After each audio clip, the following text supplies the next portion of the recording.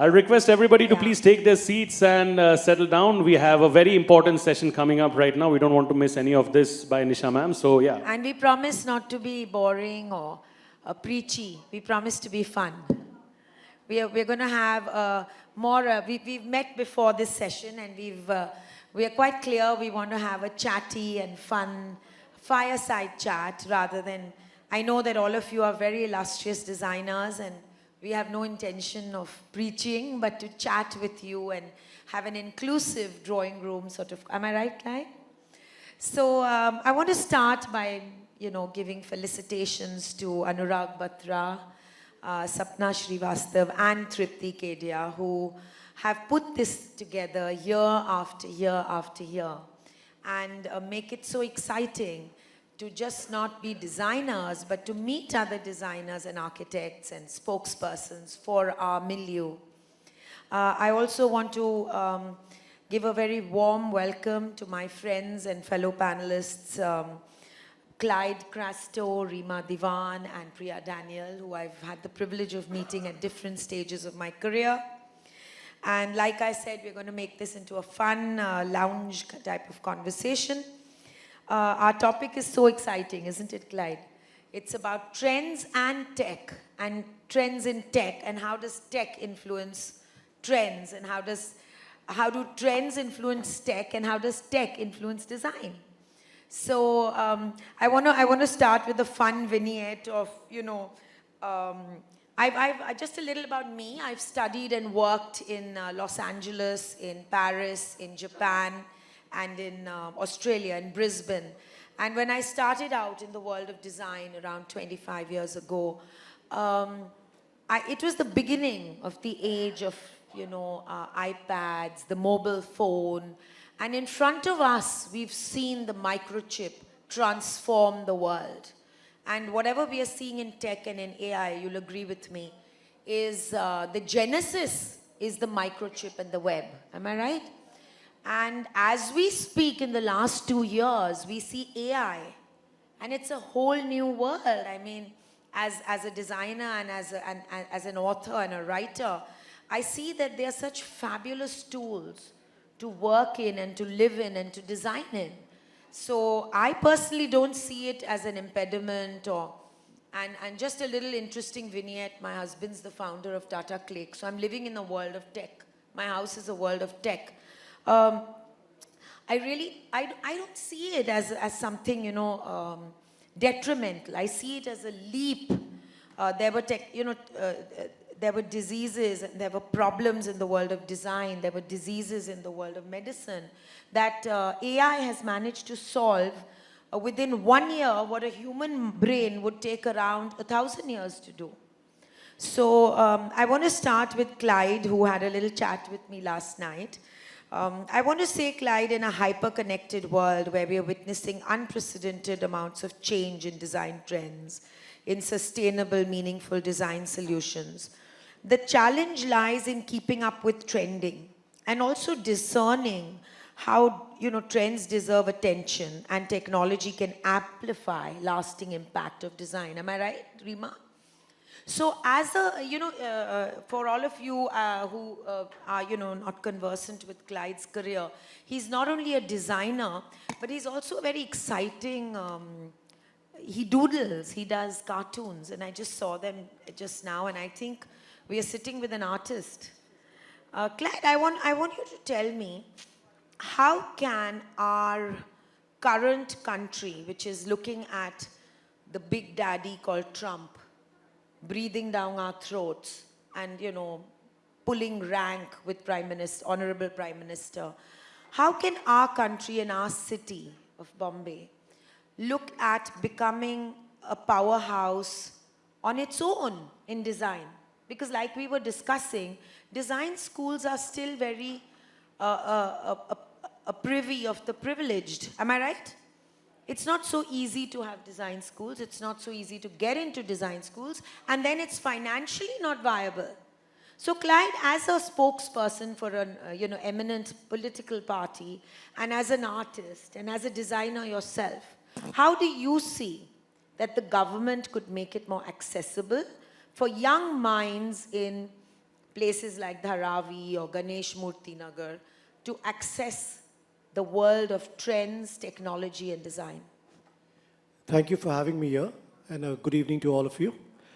Nisha, like we conversed this morning, you and I were talking, and one of the important factors that I actually wanted to dwell upon is design. Okay, now you asked about America and India and how we could be a powerhouse. I wouldn't say we could be, we already are a powerhouse. Because from where I come, I'm more like a grassroots person. And the kind of talent that we have in our country is phenomenal. And that's when I told you that, I have been to a few design schools. But the drawback that we have today is that our design schools, let's look at Mumbai city, close to where we are. It's more for the affluent, the kind of fees that are there, not affordable to people. But let me tell you, there is a huge section of people who are not affluent, who are middle class or low middle class, and they cannot afford the schools. But those kids there, they're brilliant designers. And I come from an old school of interior design or architecture where we still believe a lot in sketching, drawing, something that is on the drawing board. I love AI. And you know what you can do with your own hand and what you can sketch. No, it's never the same with AutoCAD or with AI. See, AI is brilliant. There's no doubt about it. But if I'm at my site and if I need to explain to a carpenter that I need to do this, I think my pencil will work faster than me going on AI. Of course. So these kids, really need that kind of education. And nothing can replace the imagination of a human being. Absolutely. After all, AI is from the human mind. No, but again, technology, whatever you do, has limitations. We human beings run that technology. So if we are not good at what we are, the technology is as good as, like, the team is as good as the captain, or the captain is as good as the team sometimes. So to answer your question, what the government can do, I mean, there is the national design policy and everything, but for me, education is very important. So while you are concentrating on education, is no longer मेरा बेटा बड़ा होकर doctor, engineer या architect बनेगा. मेरा बेटा बड़ा होकर बहुत कुछ चीज कर सकता है. मेरी बेटी आज बड़ी होकर बहुत कुछ कर सकती है. Actually, it was never engineer, doctor, and architect. Yeah. It was engineer, doctor, and that's it. No, so Yeah. Architect is also recent. No, I'll tell you something. They used to talk about मेरा बेटा होकर क्या करेगा. आज एक बेटा बैठा है और 3 बेटियां हैं. You know what I'm trying to say? So we have to look at all those angles, and I think the government... Come on, big hand for that. Make it a lively audience, please. So the government needs to concentrate on an aspect where it's not just one or two things. And design is not just architecture, not just interior design, it's automobile design, product design, it could be anything. So these schools... And yet the schools and colleges that offer need to be affordable. That's what I'm trying to get at, that we need to have a policy. Me as a spokesperson of a political party, unfortunately in our country, when you are in government, you can do a lot of things. When you're not, all you're doing is, opposing and trying to raise a topic which may not be heard. But in the future, whenever, someone like me is in a position to talk about it, I will make sure that I think every strata of the society should be able to afford to have their children in design schools so that we can take this country at a different level. And I'm very proud to be an Indian, and let me tell you, we are a powerhouse. Nisha, I want to correct you on that, sorry. America may be as big as they want to be, Trump can throw tariffs on us, but the kind of design that we can do, I don't think, anywhere in the country. We have phenomenal designs. We are the ones who have the oldest temples in the world. Absolutely. I mean, look at our architecture. I mean, our architecture today, you go across the world. I'll tell you, I'm sorry, I'm like a very hardcore Indian. When I go abroad, and you look at certain places, they'll say, look at the ceiling, look at this floor. You come to where I live, Bananga, and you see the cobblestone streets there. They are centuries old. तुम मुझे अपने America के बारे में बता रहा हो, मेरे देश में आई है, वो centuries old, you have those things. So I think design is in our DNA. Design is in our blood. And yet we need to make it accessible. And we are far much better designers than any other country in this world. That's great, Clyde. Really insightful and fun. And Reema, I've known you as one of the leading design minds in the world of hospitality, a very eminent group called Accor. And I've seen you, you know, at the helm of the building blocks of various hospitality. And I want to share with you a very fun, very recently I was in Shenzhen. And I was in this very luxury hotel, and the doorbell rang to my suite, and I opened the door, and there was something that looked like R2-D2. And she said, it was a she, and she said, I've come for the housekeeping of your room. And she had two hands, one was a mop and one was a broom. The hand was a mop and a broom. And she actually entered, and you know, for me, I was gobsmacked. I've only seen this in Star Wars. She actually came and washed the bathroom and did the whole room. And I was absolutely flabbergasted and so impressed. Where do you see trends and tech meeting hospitality in India? Are we looking at a stage where we can, you know, have this Shenzhen type of experience? What are the, you know, plugins by tech that you see trending in hospitality? Actually, thank you for having me here. That's a very valid question, because the whole world is talking about AI, technology, and how we can actually blend it together with hospitality is the key. Of course, in hospitality, like what you said, we don't want to make the experience really complicated. So I mean, whatever we do in terms of tech, we need to think about the guest, right? It has to be guest-centric. And if technology can seamlessly, you know, be integrated with design without creating a disruption to the guest experience, is what we need to think. Because I have seen, like, you know, like the hotel rooms with iPads where you have to operate the lights and all, it becomes so complicated. And we don't want to, like, complicate, I think, the entire guest experience just for the sake of it, integration of AI. But I'll tell you, like, as AI and technology as the back-end support really works very well with hospitality. And like what you said, like, you know, that the housekeeping service, or recently there is also a trend in which we create sustainable measures through AI dashboards. Like, I tried that in a couple of our hotels, and to my surprise, we could really cut down on the electricity cost and be more efficient, right? And be more sustainable.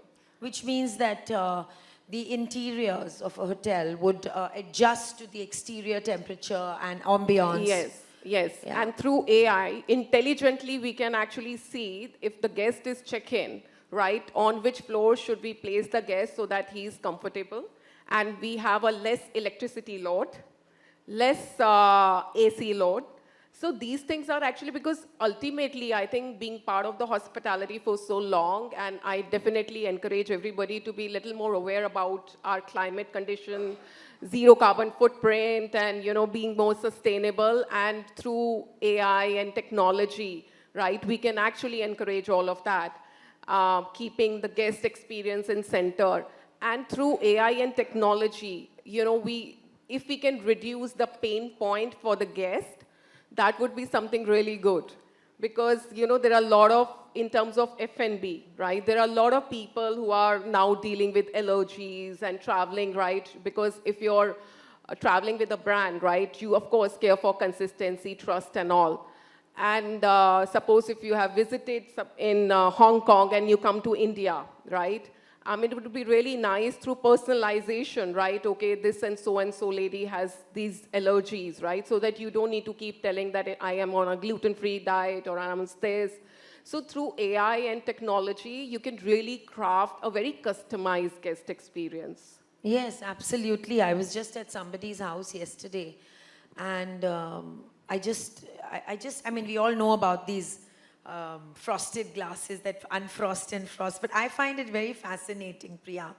I also saw a sink recently, which is more like an airplane. It does everything, that sink. It washes stuff, it cleans stuff, it takes utensils. You don't need a dishwasher anymore. Sink has become into this multi-faceted individual in a house.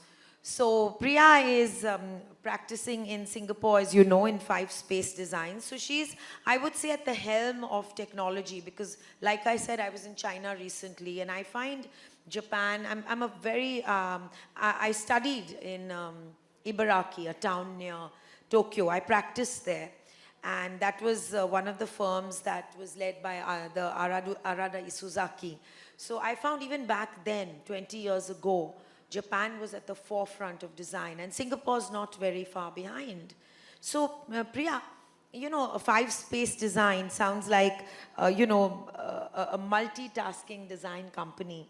What I want to know from you is working in Singapore, being an Indian, what are some of the things that you feel design in India could do with taking a leaf from the Far East? You know what I'm actually interested in learning from you is what are the things that we could do in India to make our lives more efficient? As I just shared with you, I'm currently, you know, in this challenging position of running my business, running my public profile and running a home. How can we live a more efficient life in India with technology and trends? Got it. Hi everyone, nice to be back here. It's always nice to see familiar faces as well as new faces too. So yes, so I think I have an advantage of, because we're based in Singapore, but we work on a lot of projects in India, so I have that exposure to both cities and, of course, in relation to design and the built environment. I would say, I mean, we can both benefit from each other, I feel like. You know, I know Singapore is looked at as a high-tech city and, you know, a lot of things, but I think we can also look back at India and figure out things that we can, you know, figure out for the design side of it. But one thing I would say is we design a lot of transit-oriented cities in Singapore where everything is integrated within, like, you know, 15-minute cities. So that really changes your lifestyle where your metro is literally under your building, the mall is close by, the convenience store is close by. At least Bombay is getting there. Definitely, but I'm saying like most of it is, so it, of course, you know, that's technology. Everything is, public transport is integrated. You just have one card. So that's city design. Correct. You know, in an interior, what are like some of the, like I'm talking about this sink, okay? Yeah. Which I thought was like a spaceship.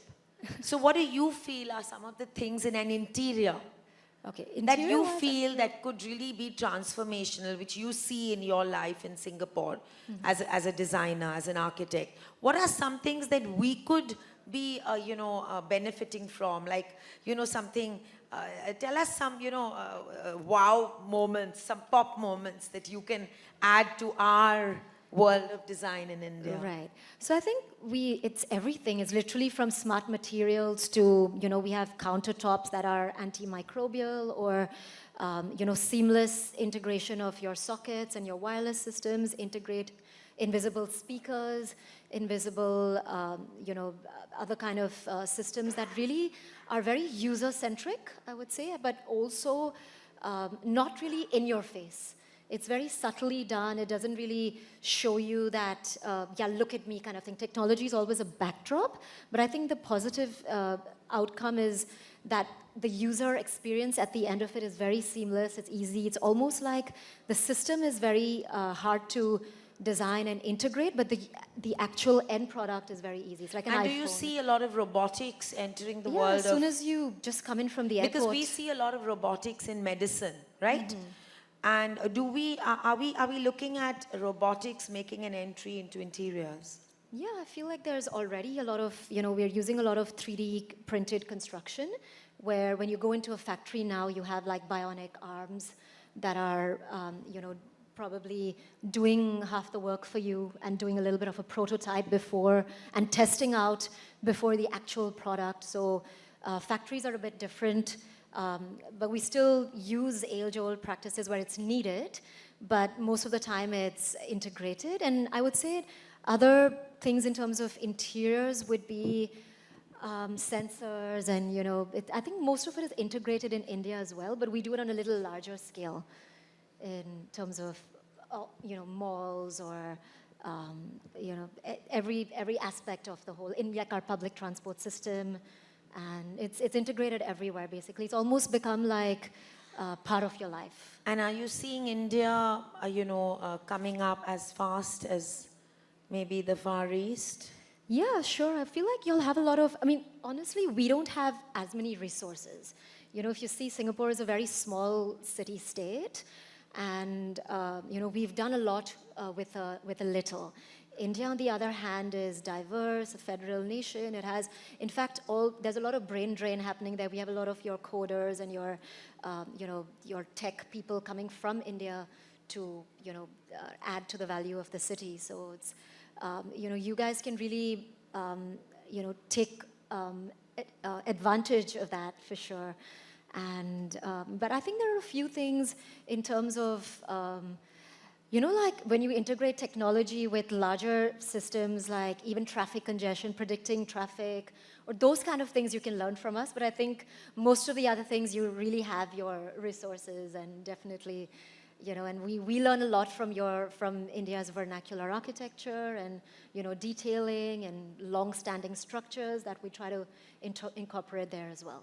Absolutely. Yeah. And taking off from where you are speaking about our quote-unquote sick vernacular, what I would call indigenous crafts, we are famous. Nearly 5,000 years ago, India was already creating craft and art, right? Clyde and Reema, I'm going to pose this to both of you. How do you suggest that, or what are your ideas about tech and, the way plastic wiped out indigenous fabrics and material? How do you see, the place of our weaves, of our handicrafts, of our great richness of India? How do you see that holding its own in a world of fast metamorphosing trends, materials that are not necessarily natural materials, Garhwa Kam, Kantha, Bastar art, Patola. How do you see integrating our greatest wealth of India? How do we hold on to our USP in the world of fast-changing tech, design, and AI? So I've always believed that, the indigenous art can never go out of style. See, life is a cycle. It's a process. There are times when these art forms were big. Then you have this modern technology. Then you go back to what you have done before. Somewhere it's, again, like, you will always pose me a question because I come from another spectrum also. It's like the government and the politics. I think it's the job of every government that comes, is voted into government to make sure that the indigenous culture, the, weavers or artisans or whoever they are, that their sort of foundation is strong. And so I think every government is doing it. Even today, if you ask me, whether you go to the interiors of Rajasthan or you go anywhere in Gujarat, you still have these artists who are doing their art, they're performing. And it also, we are 140 crore, population. And everybody is not going to shift to modernization. Everybody is not going to shift to something that's going to be an AI. There are going to be people, there's a section of people who are still going to believe in different forms of art. So I don't see this going out of fashion or style, and I don't see these artisans not having their business. So I think here, if you ask me, yes, the role of the government is very important to make sure these people have their skills honed at all times. We have skill development departments, the government has a skill development department, but at the same time, it also depends on an individual taste. So, I mean, for me, I may like certain modern, but at certain point in my life, I'd like to go back to my art, go back to the culture of my country. So, like I said, it's a cycle. Today, everybody's AI can do. Let me tell you one thing. We are talking a lot about AI, and I would like to tell the people who are sitting here and listening to me and listening to us that yes, AI is good. There's no doubt about it. But what a human hand can do, an AI cannot do it. At the end of the day, to run an AI also you need human hands, human intelligence, human skill. And till that is prevalent, the AI is as good as what an individual can do, what a human being can do. So I think we need to stress more on human intelligence than any modern thing. And yet, if you, I recently went to Orissa, to one of the most, I do social work in Orissa, Reema, and one of the most affluent homes there, I entered expecting to see Pattachitra, and Orissa is one of the richest states in terms of indigenous craft. And I was so disappointed to see that there was not one single piece of art or craft from Orissa, Bhubaneswar, Puri, Pipli work, nothing, stone sculpture, sandstone, nothing. It was all from Milan and it was all from France, and I was devastated. Reema, are we still colonial leftovers hankering for Western, are we still the slaves of the West? Actually, I have Where is the pride and the joy in our absolutely magnificent, I think India's the foremost country in the world in terms of our rich crafts. Yeah. Why do we still have people running to, the Milan Fair and Paris and, the affluent families of India only wanting to buy from Milan? Why? What is your thought behind this? Actually, I have seen a big shift. A couple of years ago when we were doing, I'm talking about 15 years, or not quoted, a couple of years ago, right? There was a whole globalization in India. Every hotel, every space you design, there was a lot of influence from European, Western countries, right? And we were just sort of losing our own craftsmanship, just copying international culture. And now I'm seeing there is a shift where we are realizing that India has such a great heritage and it's so diverse and versatile, like Bhopal to various other places where you Goa, those kind of paintings, craftsmanship, local artisans, those things are now coming alive because these things are giving a sense of belonging to a building, right? Otherwise a building can be anywhere, it'll look the same. What makes it unique and different, because when you tie it with the local narrative, tie it with the craftsmanship, you give a sense of belonging to that space and to that design and create a great storyline. And as a hotelier and as a designer, I think this is what we are now trying to do and adapt. And there is a big establishment in that. In one of the hotels, we collaborated with NGOs. It was such a fun task to go and meet these women who are just crafting the fabric, doing the carving of the wood thing, and we generated a light fixture out of that, just to promote that artisan. Where was that? That was in Kathmandu, but we did a whole research. And another example is the Fairmont in Bombay. The entire art is inspired by the location and nothing is bought from outside. In fact, while doing the interiors finishing, now we rely more to Indian materials, Indian fabrics, Indian artmanship, and even the carving and everything, even the selection of the stone also. Sorry, let me just interject quickly and ask you that are hotels and hospitality groups buying a lot from international companies, or are we beginning to support the Make in India agenda? Now I think I've seen a shift in Make in India because also there is a lot of availability and awareness.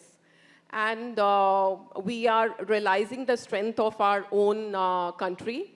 And as you said that we want to make it a powerhouse. And I think that we are almost there. We are no less in terms of design. Earlier we used to look for international designers to design it. And of course, things will look international. And there will not be sense of belonging. But now we are looking at sense of belonging and making it more meaningful. And these integration of craft and art brings the design. Absolutely, I couldn't agree with you more. Priya, I don't know if you're aware, I've been writing an interior column for nearly 25 years. And one of the very interesting columns I did was, actually 2-3 of them in Singapore. And I found that the homes in Singapore, they really do manage to integrate absolutely swanky contemporary design with the indigenous crafts of Singapore, the Chinese, element. So my question to you now is that how do you create architectural solutions that satisfy immediate contemporary desires while building spaces that remain relevant and cherished decades from now? How do you make that fine balance? Right. So, I mean, Singapore itself is, it's a mix of the West and the East. It's not, Singapore is not just the East. So our fabric is made up of, Chinese, Western people, Eurasian people, even Tamil people. Actually, we're all, and Malaysians. They're all It's a make up beautiful Singapore. smorgasbord of different cultures. Yeah. So it's in the culture. It's not like about Foundation while putting and positioning the hotel.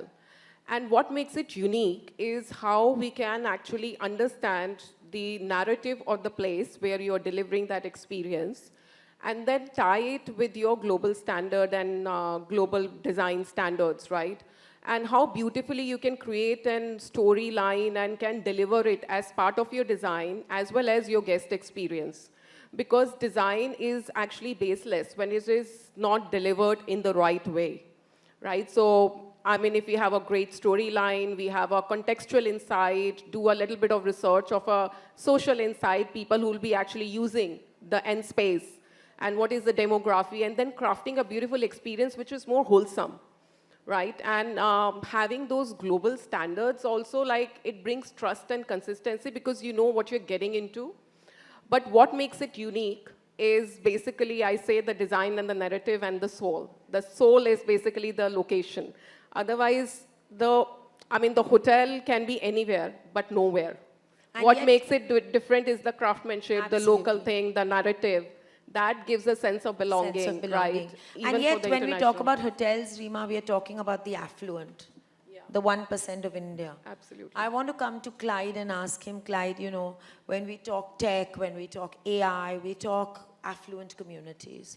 How do we as a nation ensure that tech and innovations and all these grand things happening around us reach the more underprivileged sections of society? So like I said earlier, we need it to be affordable. And when I say need it to be affordable, affordable.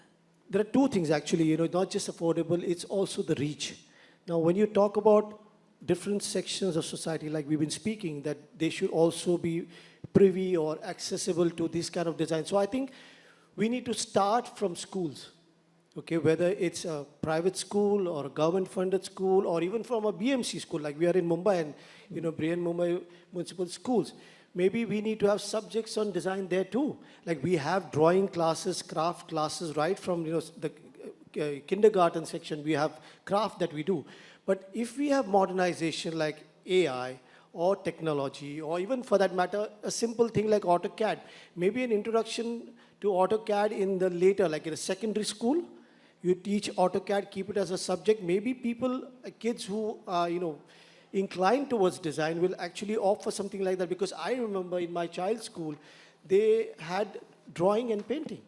So if you can have drawing and painting, why not having something that shows you how to design? For that matter, AutoCAD or Corel Draw or Adobe or anything of this sort. So I think we need to think from that aspect that yes, there are certain schools that have it, but if we introduce this kind of subject to every school, maybe we start honing the skills right from a tender age, from a young age, because I'll tell you something, if you go to an art competition in India, in schools, there are some of the finest painters, cartoonists, sketch artists among our children.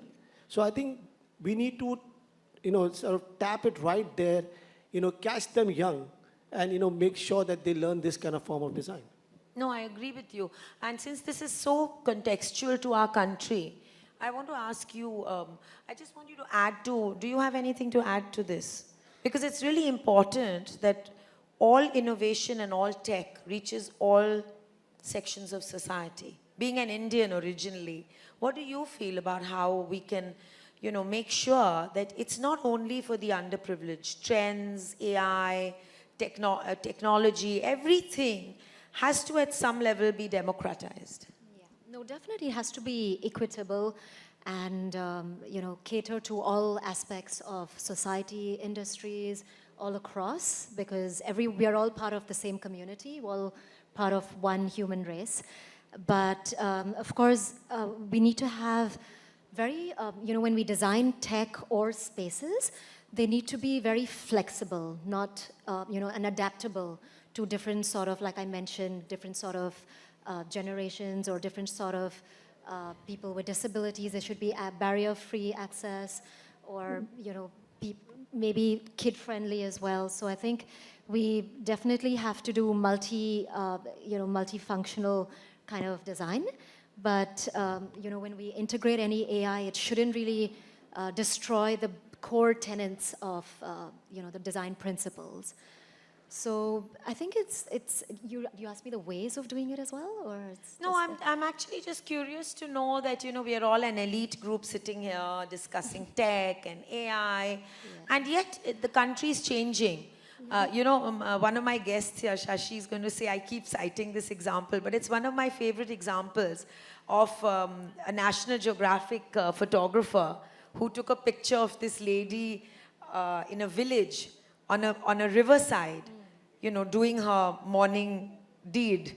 And she had a smartphone on her ear. So it's a changing super country, it's a affordable changing now. Yeah. world. I mean, whether you have a toilet or not, you have a smartphone. Yeah. So my question actually, Reema, you can take it from here, is how do you see a country like ours, which has such disparity between the haves and the have-nots? That's what we were discussing, right, Geeta, yesterday? There has to be now, the world that we are entering, it can't be, this disparity cannot be so great. So how do we look at AI, tech, all these grand things that, we are all experiencing? How do we see them reaching places like Dharavi and, Ambedkar Nagar, and places where children are still grappling with slates and chalk?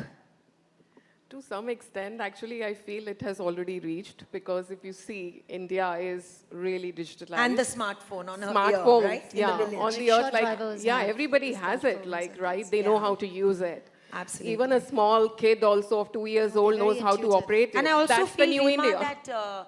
that YouTube has really created, so much expansion of the mind. People have access to, I see everyone these days on YouTube looking at things that are happening worldwide. It's a window to the world. That's true. I'll share an example, although the time is up. Just, I'll be very brief on that. Oh, okay. I was wondering how we're going to know, Sapna, when the time's up. Okay, great. So Just, we'll like- wrap up like- after you share your view with us. So I'll share an example. Recently, we collaborated with Hope Foundation. It's a foundation of underprivileged people, right? And basically educating them whether to become part of the hospitality and do the back-end support, or become a nurse or something else, right? And we thought it'll be very difficult to educate them because they don't know what the computer is. How do we educate them? We collaborated with this foundation. And I was, to my surprise, actually, these people who do not know how to understand English, right? And they were like very hesitant. They were very shaky, those girls, and some guys also. Young kids, right? One of them were like, kid of a vendor, actually, a vegetable vendor, like these kind of people. And they adapted to technology so well in 1 year. Just a couple of days ago, we distributed the certificates.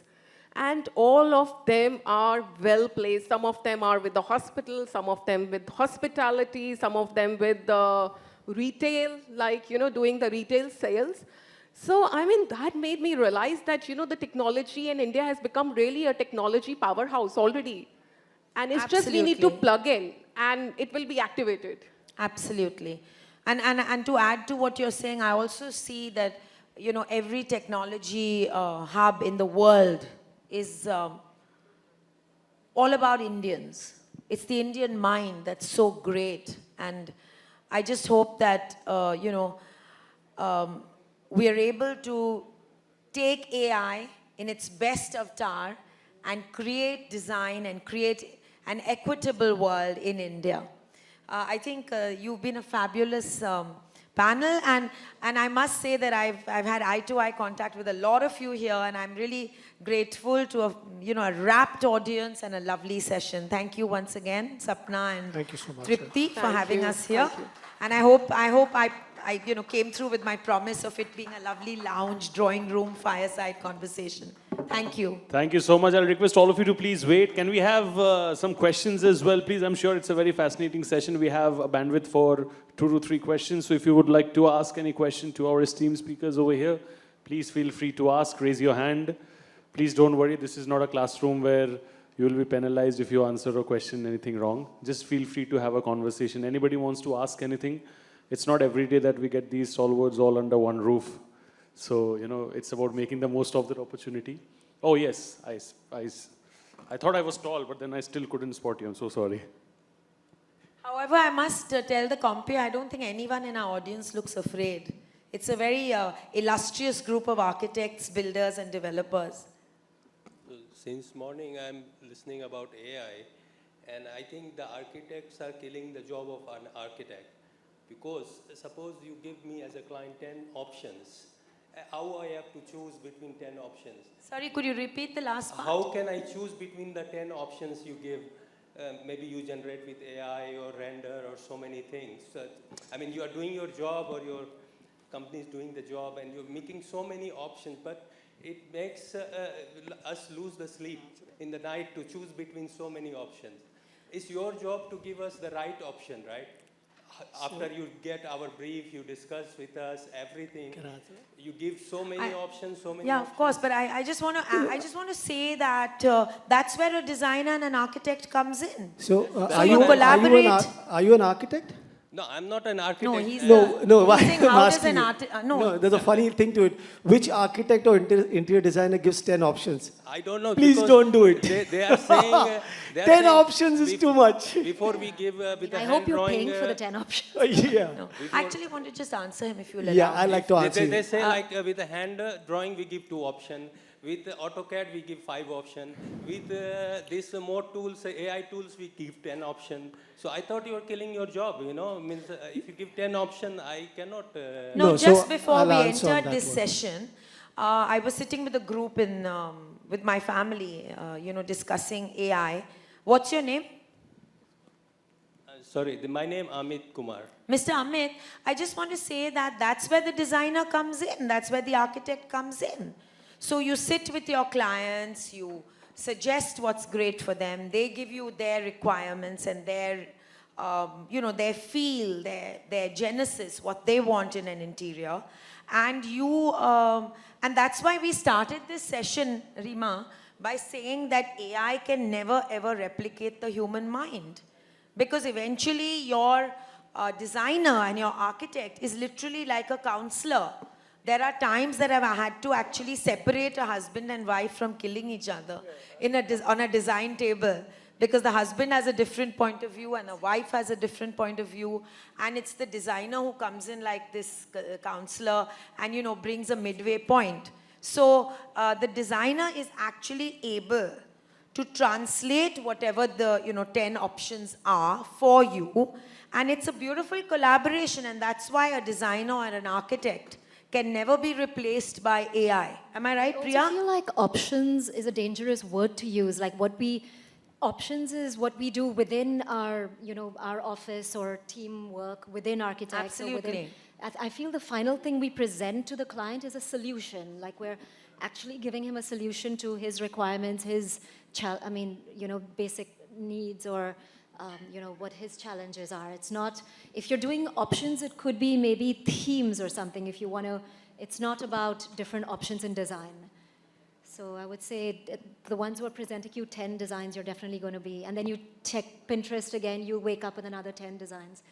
So it's a never-ending game. So Do we have any other questions? And just to add actually to this. Yes, of course, Reema. I think that we have to see differently.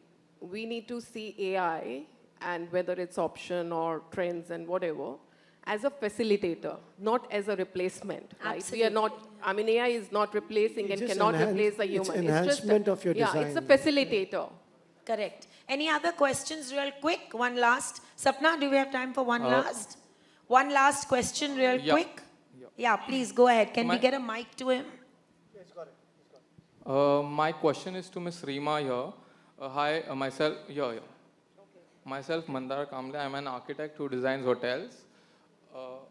Recently, we have been getting a lot of requirements for our clients based on design for the future, design for these Gen Zs and millennials.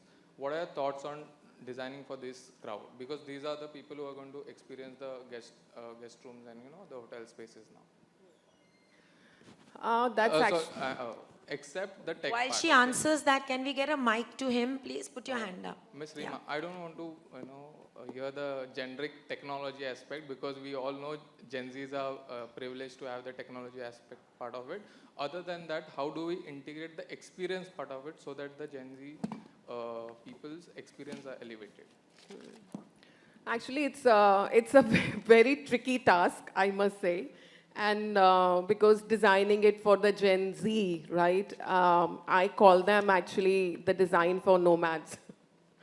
Because, it's something breaking the boundaries of a regular hotel, right? And doing something different and delivering a unique experience with the different lenses and perspective, right? So they don't want to go back to the same thing, right? There are certain demography of people, they would like to actually go back to the same thing, and because they like consistency. Whereas actually this kind of a demography, they like to have turn in and turn out kind of experience. So flexibility is the key, optimization is the key, and being efficient is the key. These are the three filters I would suggest while placing it all together. Lovely. Can we have your question? Good evening, everybody. And as the topic goes, balancing design fads with tech and lasting impact, I wanted to ask the panelists here, like, what is something up and new in tech and AI that you see yourselves implementing in your respective projects or in your fields, and you think that it will have lasting impact? So I just want to, mention a guest here with me today who's flown from another part of town.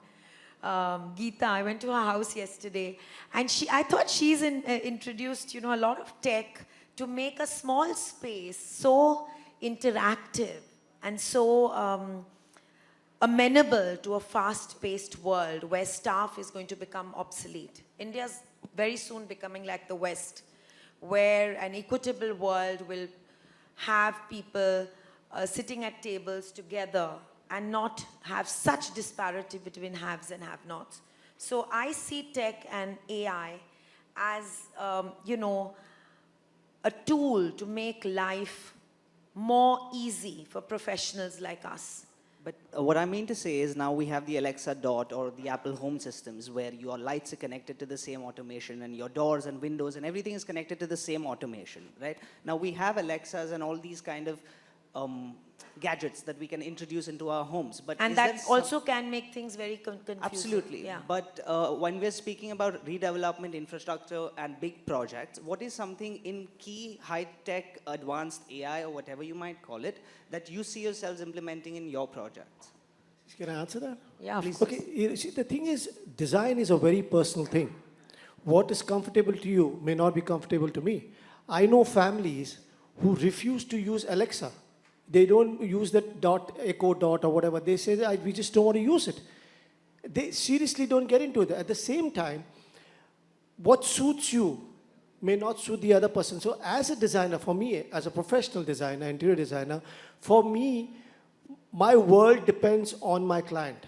If my client wants modern technology, wants me to design through AI, I will go for it. It does not matter what I like. At the end of the day, I am limited to what their requirement is. A good interior designer, a good architect, okay, technicality for an architect, buildings should be strong, sturdy. For an interior designer, the ceiling shouldn't fall on your head. But at the end of the day, I may like white, but you may like blue. So if you like blue, I can't impose white on you.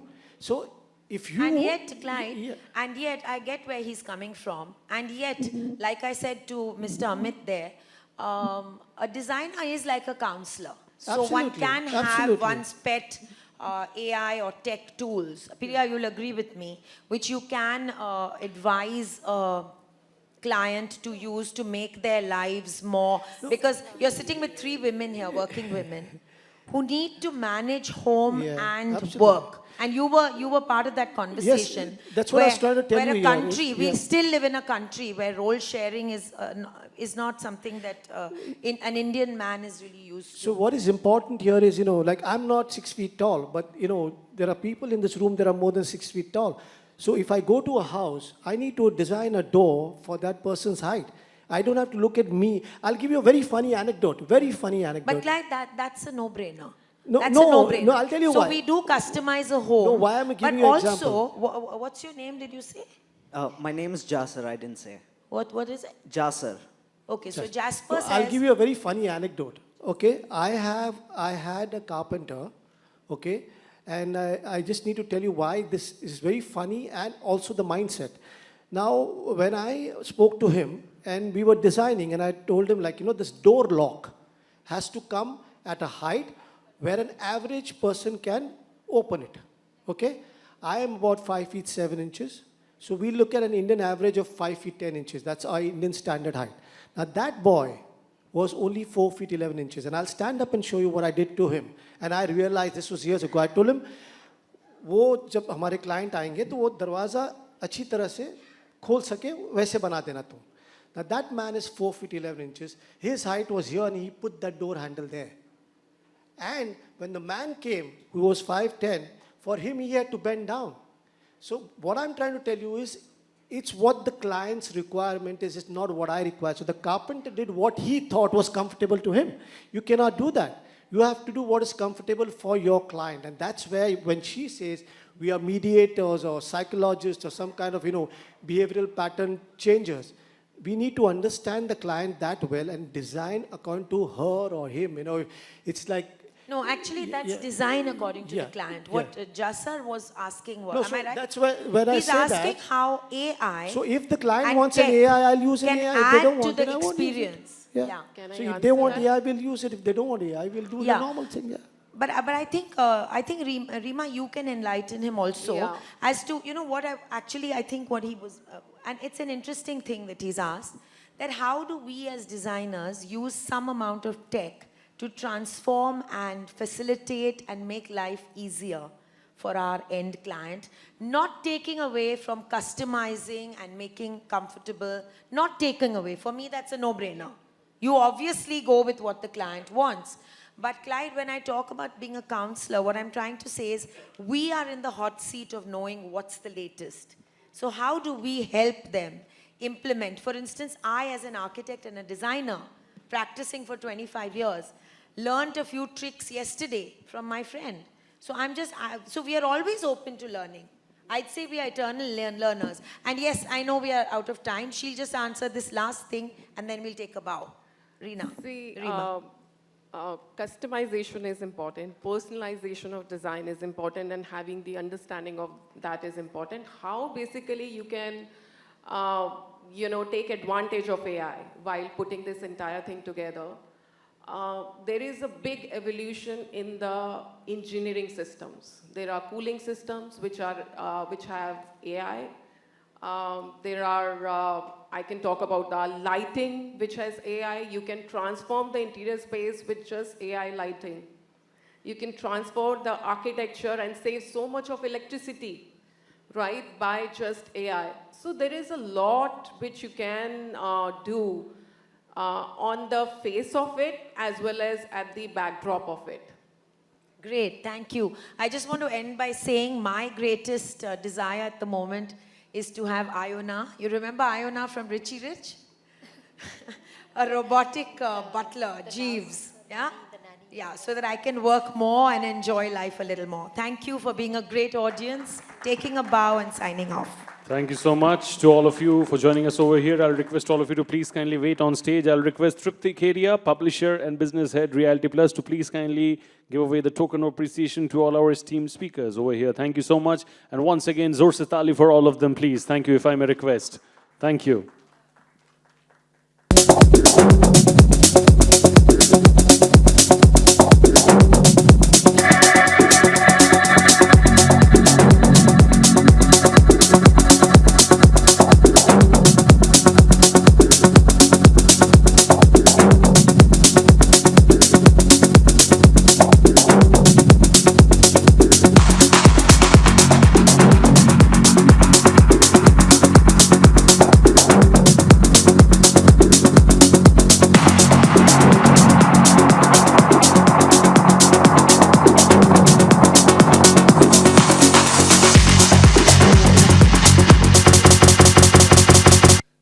Yeah.